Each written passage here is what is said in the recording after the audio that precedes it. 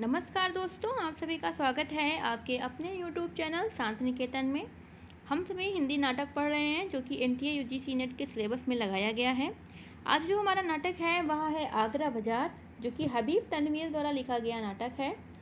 यह जो नाटक है वो अपनी व्यंग्य शैली एवं संगीत बद्धता के लिए हिंदी नाटक एवं रंगमंच के क्षेत्र में अत्यंत ही लोकप्रिय रहा है। तो हम चलिए इसको देखते हैं। इसका प्रकाशन अगर हम देखें तो इसका प्रकाशन 1954 ईस्वी में नज़ीर अकबराबादी की कुछ कविताओं पर एक रूपक के रूप में तैयार किया गया था। अगर जिसका मंचन जामिया मिलिया विश्वविद्यालय के कुछ अध्यापकों एवं छात्रों के द्वारा मंचित किया गया, जिसकी सफलता को देखते हुए उनकी अन्य कविताओं को भी मंचित किया गया, जिसका नामकरण आगरा बाजार किया गया है। तो यह नाटक का पूरा बताया गया है कि कैसे इस नाटक की रचना हुई। तो अगर इसमें हम देखें तो नज़ीर अकबराबादी की कुछ कविताओं को लिया गया है और इसका सर्वप्रथम प्रकाशन कहाँ हुआ, तो जामिया मिलिया विश्वविद्यालय में। चलिए आगे हम देखते हैं। अगर तो इस नाटक में अगर हम देखें तो भारतीय नाट्य शैली एवं पाश्चात्य नाट्य शैली दोनों को ही समन्वित रूप में प्रस्तुत किया गया है। यह सामाजिक सरोकारों से जुड़ा हुआ जनतांत्रिक एक नाटक है और इसका कथानक अगर हम देखें तो कथानक जो है वो अंचल विशेष की सामाजिक, सांस्कृतिक, राजनैतिक एवं आर्थिक क्रियाकलापों पर आधारित है। नाटक के संपूर्ण जो कथा वस्तु है एक ककड़ी वाले के इर्द गिर्द घूमती है। नाटक में आम आदमी के दुख दर्दों को उसकी पूरी त्रासदी के साथ चित्रित किया गया है। अगर हम देखें तो इस नाटक में नज़ीर अकबराबादी की जो कविताएं हैं उनमें नैतिक मूल्यों का मुख्य रूप से वर्णन हमें देखने को मिलता है। नाटक में बाजार को जीवन के प्रतीक के रूप में रखा गया है, जहां लोग वस्तुओं की खरीदी एवं बिक्री करते हैं। मतलब जिस प्रकार बाजार में वस्तुओं की खरीद बिक्री होती है, उसी प्रकार जीवन में भी सुख और दुख आते हैं और जाते हैं। नाटक में उच्च वर्ग की व्यावसायिक बुद्धि को दर्शाया गया है। इस नाटक में उच्च वर्ग के लोगों द्वारा वेश्यालय जैसी जगह में भी खरीद फरोख्त की प्रक्रिया लगी रहती है। सारी चीज़ें यहाँ पे देखने को मिलती हैं। आगरा बाजार नाटक में हमें आदमी नामा ग्रंथ का वर्णन मिलता है। मोस्ट इम्पॉर्टेंट लाइन है, क्योंकि ये पूछ सकता है एग्जाम में। किस ग्रंथ का वर्णन मिलता है? आदमी नामा ग्रंथ का वर्णन मिलता है, जिसके माध्यम से व्यक्तियों की समानता को वर्णित किया गया है। बाजार में जिन पात्रों को आधार बनाया गया है उनके माध्यम से विरोधी रूढ़ियों एवं रीति रिवाजों का प्रतिनिधित्व किया गया है। नाटक के केंद्र में ना तो कोई नायक है ना ही नायिका है, बल्कि जन सामान्य को नायक के रूप में चित्रित किया गया है। मोस्ट इम्पॉर्टेंट लाइन यह है कि इस नाटक में कोई भी नायक नहीं है, कोई नायिका नहीं है। यहाँ पे जन साधारण ही नायक के रूप में प्रस्तुत है। बाजार के माध्यम से दो प्रकार के वृत्ति वाले व्यक्तियों का भी वर्णन हमें देखने को मिलता है। अगर देखें तो नाटक में इस बात को चित्रित किया गया है कि अभिजात्य वर्ग के लोग अपनी ही रुचियों में लगे रहते हैं। उन्हें समाज के दुख दर्दों से कोई मतलब नहीं होता, कोई लेना देना नहीं होता।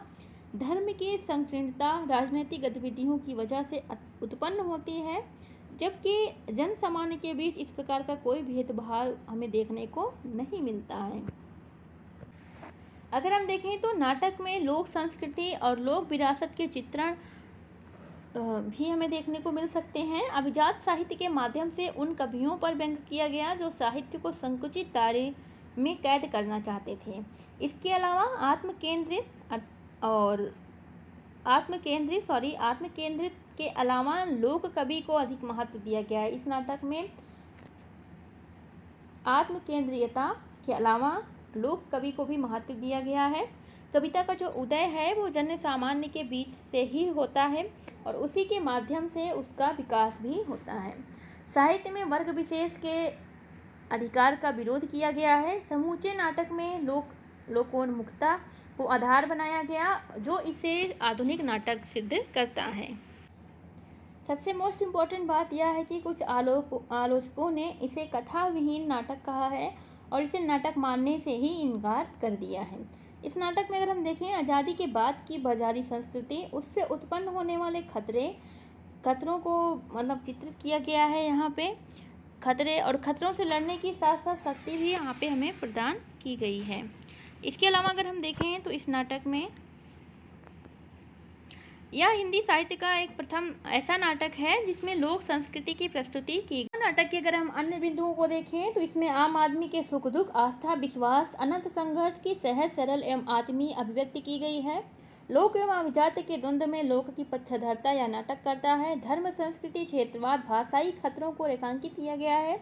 इस नाटक में नाटक की शुरुआत फकीरों के गीतों से होती है और जो इस नाटक का अंत है वो कवि नज़ीर के ग्रंथ आदमी नामा के एक संदेश से होती है। इसके अलावा फकीर के माध्यम से लौकिकता से अलौकिकता के दर्शन को व्याख्यायित किया गया है। अगर हम पात्रों की बात करें तो इसमें ककड़ी वाला है, पुलिस वाला है, तरबूज वाला है, पान वाला है, मदारी है, शायर है, हमजौली है, किताब वाला, लड्डू वाला जिसे खिचिया कहा गया है, करीमन, चमेली, दर्जी, रामू, दरोगा, नमासी, भोला राम पंसारी, तमाशबीन है, चौधरी गंगा प्रसाद हैं, हमीर है, मंजूर हुसैन है, बेनी प्रसाद हैं, बेनजीर है, तज़किरा नवीस हैं जो कि यात्रा वृत्तांत का लेखक है और एक अन्य पात्र है सोहरा। श्री कृष्ण के वात्सल्य स्वरूप का भी वर्णन इस नाटक में हमें देखने को मिलता है। पुलिस वर्ग में जो भ्रष्टाचार व्याप्त है, जो आज के दौर में जो भ्रष्टाचार है पुलिस प्रशासन में, वह भी हमें इस नाटक के माध्यम से दिखाने का प्रयास किया गया है। इसके अलावा वर्तमान समय में पैसा ही सब कुछ नहीं होता, यह कथन को स्पष्ट किया गया है और स्पष्टता को भी बहुत अच्छे ढंग से इसे स्पष्ट किया गया है, दिखाया गया है वहाँ पे। तो फिलहाल अभी इस नाटक में इतना ही है और बाकी अगर हम इसके कुछ अन्य महत्वपूर्ण कथन को देखें इस नाटक के, तो इस नाटक में एक जो है वो ककड़ी वाला वो बोलता है लड्डू वाले से कि आत्महत्या करे मूर्ख, ज्ञानी के लिए संसार में बहुत से रास्ते खुले हैं। एक अन्य पात्र है ककड़ी वाला जो कि तरबूज वाले से कहता है जो सोच नहीं सकते वह समझ भी नहीं सकते। एक अन्य पंक्ति इस नाटक में बोली गई है। फकीर एक पात्र है जो बोलता है पैसे ही का अमीर के दिल में ख्याल है, पैसे ही का फकीर भी करता सवाल है, पैसा ही फौज, पैसा ही जहो जलाल है, पैसे ही का तमाम यह तंगो दवाल है। तो ये सारी चीज़ें मतलब दिखाया गया है कि सारी चीज़ें पैसा नहीं होती हैं और कैसे समाज में सिर्फ पैसे को ही ज़्यादा अहमियत दी जाती है, वो सारी चीज़ें यहाँ पे हमें देखने को मिलती है। तज़किरा नवीस है जो कि किताब वाले से बोलता है कि बुढ़ापा इंसान का मिजाज तो नहीं बदल देता, पुरानी आदतें हैं कैसे छूटेंगी, जोर था तो खुद तैरते थे, अब अगले ज़माने की याद और उन यादों की हसरत लिए जमुना किनारे खींचे चले आते हैं, जो खुद नहीं कर सकते दूसरों को करता देख कर पूरी हो जाती है, इच्छा पूरी हो जाती है। तो ये सारी चीज़ें बोली गई हैं इस नाटक में। और अगर हम इन अन्य कथनों को देखें, क्योंकि कथन पूछ लेता है कभी कभी एग्ज़ाम में कि यह किस नाटक का कथन है, तो ये भी ध्यान देना जरूरी है। एक अन्य पंक्ति है